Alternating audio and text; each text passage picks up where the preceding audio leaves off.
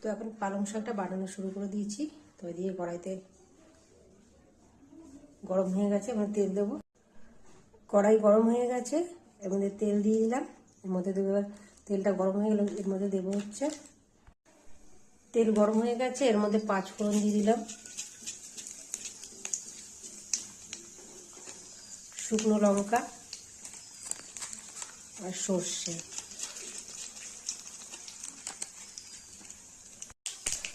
এবার কেটে রাখা সবজিগুলো দিয়ে দিলাম। সবজিটা ভালো হয়ে গেলে এর মধ্যে একটু আদা দিলাম, অল্প একটু আদা দিয়েছি, হলুদ, লঙ্কা গুঁড়ো, ধনে গুঁড়ো, জিরা গুঁড়ো, স্বাদ মতো নুন। এবার এটাকে নাড়াচাড়া করবো, একটু ভেজে নেবো, নাড়াচাড়া করে।